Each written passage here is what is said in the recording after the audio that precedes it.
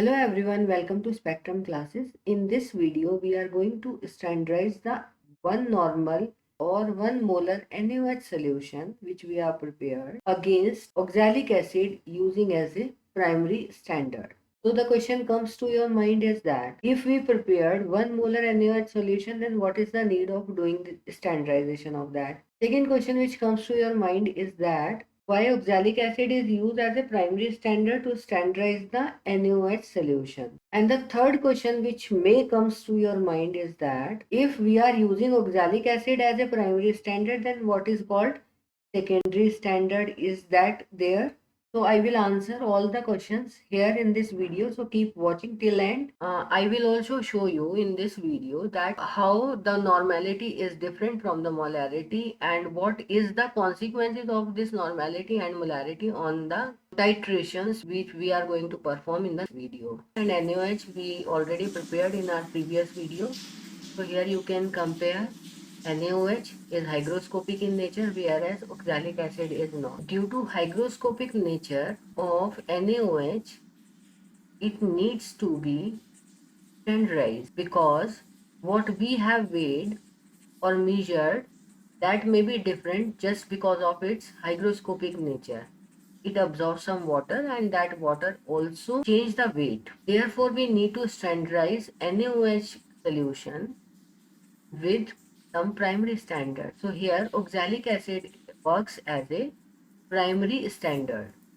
So why this oxalic acid works as a primary standard? Because oxalic acid do not associates or dissociates when we make the solution of oxalic acid. For example, acetic acid associates and it forms dimer while we dissolve it into the solution. And while we are preparing the solution of oxalic acid, do not get dissociates. It is not hygroscopic in nature and it is very much stable compound and cheap also. Therefore, we use oxalic acid as a primary standard and therefore we prepare the oxalic acid solution that is 0.1 normal. In the previous video, I told you we prepared the NaOH solution and we diluted 5 ml of NaOH up to 50 ml to get 0.1 normal NaOH. And so we are going to titrate NaOH solution against the oxalic acid. Now we rinse this burette first.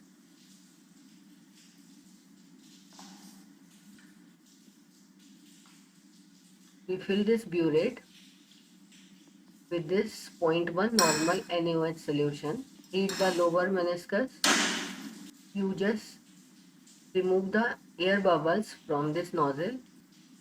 And now after removing the funnel, you read the lower meniscus. Whatever be the reading, you read the lower meniscus. So it is 10 ml of this oxalic acid, that is 0.1 normal. First we rinse with this oxalic acid our conical flask and then transfer this 10 ml oxalic acid to the conical flask. So here is the reading of NaOH solution, that is 9.6.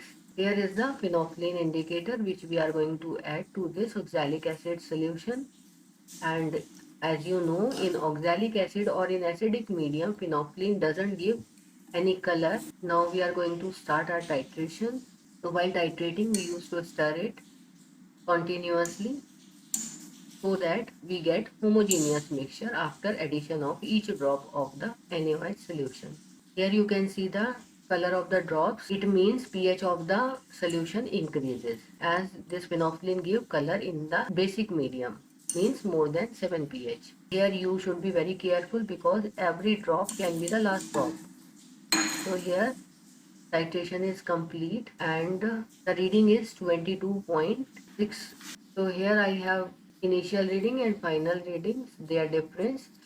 One side you just put the normality equation for NaOH and other side for oxalic acid. So this is N2.1, volume taken 10 ml oxalic acid and NaOH consumed against this oxalic acid is 13.7. Now normality you can calculate. Okay, what you see here is that oxalic acid is having two replaceable protons, but NaOH is having only one OH minus ions just to neutralize this. So in this neutralization reaction, for 1 mole of oxalic acid, we require 2 moles of NaOH. But here what we have seen is that against 10 ml of oxalic acid, 13.7 ml of NaOH is required. Since here in this titration, we are just going to standardize. So this is 1:1 kind of relationship. So here is the question. Why not against 10 ml of oxalic acid, we require 20 ml of NaOH? Why only 10 ml? So here this important point to consider is that if we are having molar solution, so against 1 mole of oxalic acid, we require 2 mole of NaOH. But here we are using the normality. Normality means 1 gram equivalent of oxalic acid requires 1 gram equivalent of NaOH. So here I'll just tell you. So here what you are seeing is that to prepare 1 normal solution of oxalic acid, the weight which is required to prepare is 15.75, and the weight required to prepare 1 molar of oxalic acid solution is 31.5. So for 1 normal solution, it is just half of the molar solution. That is why for 1 normal solution, it is 1:1 relationship, and for 1 molar solution, we require twice of the NaOH. That is, against 10 ml of oxalic acid, we require 20 ml of NaOH solution of same concentration. So here that is the difference, and this is very important concept from Viva point of view. It is also important from the numericals point of view. So please be aware about this concept. And here the normality is 0.07, whereas we prepare initially 0.1 normal solution of NaOH.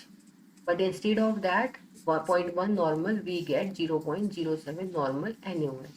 So this is why we always need to standardize the NaOH solution. Now this NaOH solution works as a secondary standard if we would like to standardize the HCl solution.